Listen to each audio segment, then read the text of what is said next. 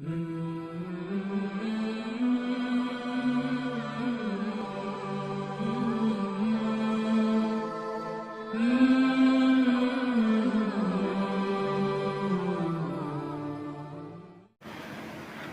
আসসালামু আলাইকুম প্রিয় শিক্ষার্থী বন্ধুরা। তোমরা ইতিমধ্যে থাম্বনেল দেখে বুঝে গেছো আজকে আলোচনা করব কি।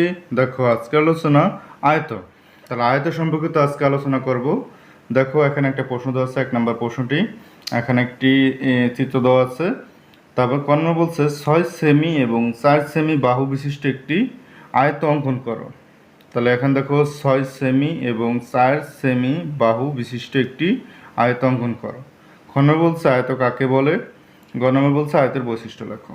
তাহলে প্রথমে দেখো, আমরা প্রথম যে প্রশ্নটা আছে সেই প্রথম প্রশ্নটার উত্তর করার চেষ্টা করব।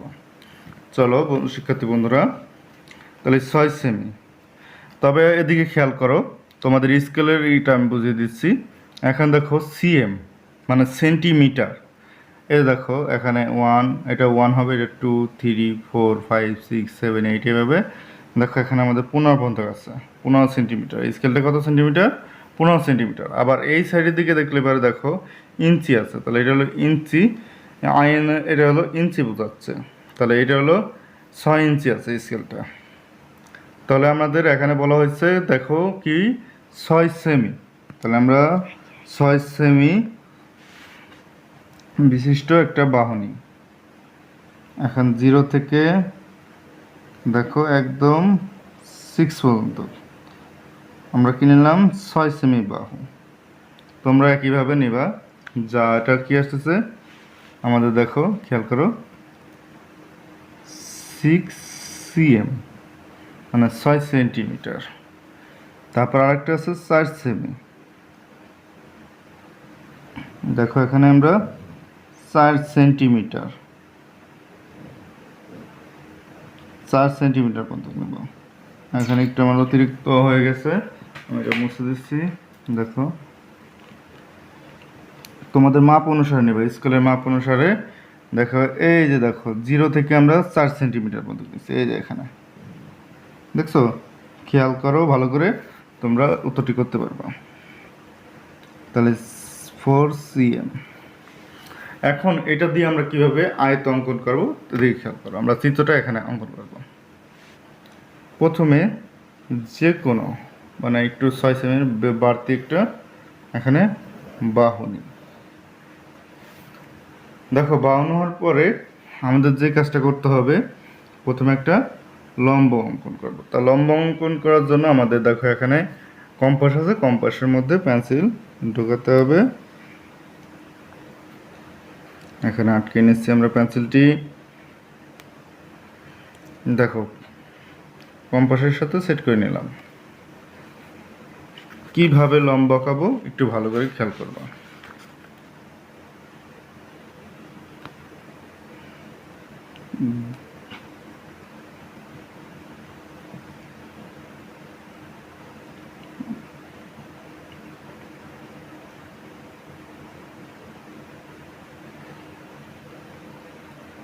তোমরা একটু মনোযোগ দিয়ে দেখো। দেখো এদিকে এই যে এখান থেকে একই মাপেই এভাবে আমরা একটা বৃত্তচাপ অঙ্কন করি। এটা কি করলাম? বৃত্তচাপ। এটার নাম হচ্ছে বৃত্তচাপ। মনে রাখতে হবে এটার নাম কি? বৃত্তচাপ। দেখো এই মাপে এই যে দেখো বিন্দু থেকে এদিকে বৃত্তচাপ অঙ্কন করছি। এদিক থেকে একই মাপেই আমরা এদিকে একটা কি অঙ্কন করি? বৃত্তচাপ অঙ্কন করি। আবার এখান থেকে দেখে একটা বিন্দু তো রয়েছে, এদিক থেকে একটা বৃত্তচাপ অঙ্কন করি, এদিকে একটা বৃত্তচাপ অঙ্কন করি আমরা। দেখো কিভাবে কোথা থেকে দিচ্ছি। তারপরে আবার এদিক থেকে আমরা কি করি, এই বিন্দু থেকে দেখো বিন্দু বরাবর দিতে হবে যাতে এটা না সরানো হয়, এদিক খেয়াল রাখতে হবে। এদিক থেকে আমরা কি করি, একটা বৃত্তচাপ অঙ্কন করি।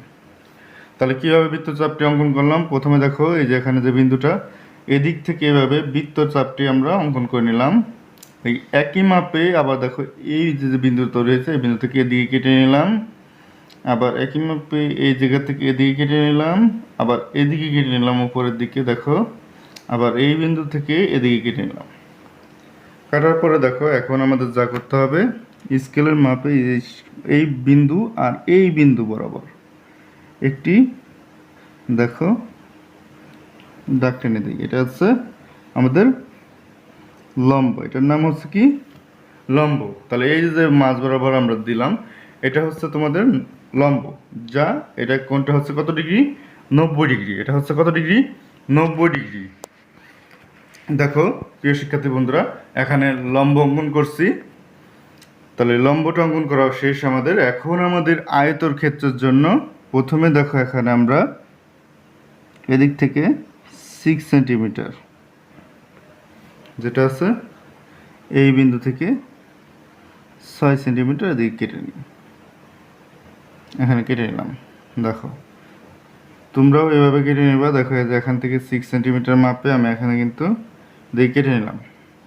এখন দেখো এদিক থেকে কাটতে হবে কত, এখানে 4 সেন্টিমিটার। আমরা এই যে কম্পাসের সাহায্যে দেখো এখানে নিচ্ছি এই বিন্দু থেকে উপরের দিকে আমরা কত সেন্টিমিটার নিলাম, 4 সেন্টিমিটার। আবার দেখো এখানে বিন্দু তো রয়েছে, এদিক থেকে 4 সেন্টিমিটার অনুসারে এখানে একটা বৃত্তচাপ অঙ্কন করি। আর এদিক থেকে আমাদের এই যে এদিক থেকে যাবে 6 মিটার অনুসারে আমাদের একটা বৃত্তচাপ অঙ্কন করি।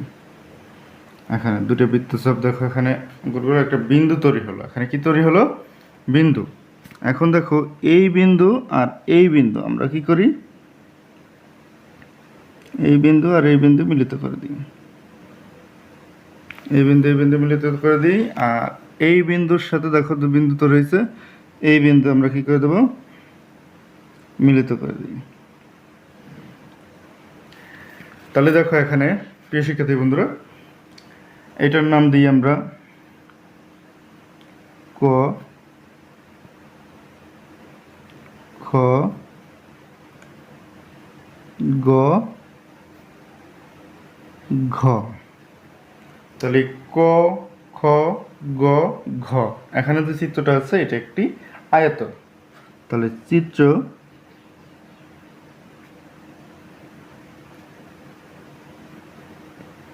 ক, খ, গ, ঘ একটি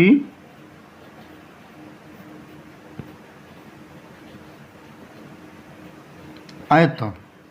এখানে চিত্রে ক, খ, গ, ঘ একটি কি আয়ত। তাহলে আয়তটা কীভাবে অঙ্কন করতে হয় আমরা এখানে সুন্দরভাবে দিয়ে দিয়েছি। তাহলে আমাদের ক নম্বর প্রশ্নটা ছিল 6 সেমি এবং 4 সেমি বাহু বিশিষ্ট একটি আয়ত অঙ্কন করো। তাহলে দেখো কীভাবে অঙ্কন করেছি আমি এখানে সুন্দরভাবে দিয়ে দিয়েছি। আমাদের পরের প্রশ্নটা হচ্ছে আয়ত কাকে বলে। তারপর প্রশ্নটা হচ্ছে আয়তের বৈশিষ্ট্য লেখো। তাহলে আমরা এখন খ নম্বর এবং গ নম্বরের উত্তর করব। তাহলে এখানে অঙ্কনটা আমরা ক নম্বরের অঙ্কনটা শেষ করেছি। এখন দেখো আমরা খ এবং গ, এখানে উত্তরটি আমি দিয়ে দিয়েছি, আমি তোমাদের ভালো করে বুঝিয়ে দিচ্ছি। আমাদের খ নম্বরের প্রশ্ন ছিল আয়ত কাকে বলে। যে চতুর্ভুজের বিপরীত বাহুগুলো সমান ও সমান্তরাল এবং প্রতিটি কোণ সমকোণ তাকে আয়ত বলে। তাহলে যে চতুর্ভুজের বিপরীত বাহুগুলো সমান ও সমান্তরাল এবং প্রতিটি কোণ সমকোণ তাকে কি বলে, আয়ত বলে। আমি আবারও বলে দিচ্ছি, যে চতুর্ভুজের বিপরীত বাহুগুলো সমান। এখানে আমরা চিত্রের দিকে দেখাচ্ছি বিপরীত, এই বাহু এই বাহু, বিপরীত বাহুগুলো সমান। দেখো এই বাহু সমান, মানে বিপরীত বাহুগুলো সমান এবং সমান্তরাল মানে একই সমানে আছে এবং প্রতিটি কোণ সমকোণ। দেখো এখানে প্রত্যেকটা কোণ কি আছে আমাদের সমকোণ, যা 90 ডিগ্রি। এখানে প্রতিটি কোণ কি 90 ডিগ্রি, যার সমকোণ তাকে কি বলে, আয়ত বলে। গ নম্বর প্রশ্ন ছিল আয়তের বৈশিষ্ট্য। দেখো গ নম্বরে আয়তের বৈশিষ্ট্য, প্রথমে 1 নম্বর আছে বিপরীত বাহুগুলো সমান ও সমান্তরাল। তাহলে প্রথম বৈশিষ্ট্য হচ্ছে বিপরীত বাহুগুলো সমান ও সমান্তরাল। দ্বিতীয় দেখো প্রতিটি কোণ সমকোণ যা কি 90 ডিগ্রি। সমকোণ বলতে কত ডিগ্রি, 90 ডিগ্রি। তাহলে প্রতিটি কোণ কি কোণ, সমকোণ যা কত ডিগ্রি, 90 ডিগ্রি। 3 নম্বর দেখো 4টি কোণের যোগফল, মানে 4টি কোণের সমষ্টি কত ডিগ্রি, 360 ডিগ্রি। তাহলে 4টি কোণের যোগফল 360 ডিগ্রি। তাহলে আমাদের আজকের প্রশ্ন ছিল যা সে সম্পর্কিত উত্তর করার এখানে চেষ্টা করেছি। দেখো এই আমাদের এই নিয়মে হলো প্রশ্ন, এই প্রশ্ন থেকে এই সম্পূর্ণ সৃজনশীল আকৃতিতে আমরা আজকে জ্যামিতিটা ক্লাস করেছি। ক্লাসটি তোমাদের কাছে কেমন হলো অবশ্যই কমেন্ট করে জানাবা। আর এই ধরনের ভিডিও পেতে অবশ্যই আমাদের চ্যানেলটি সাবস্ক্রাইব করে পাশে থাকা বেল আইকনটি বাজিয়ে দিও। পরবর্তী ভিডিওতে আবার দেখা হবে। আল্লাহ হাফেজ।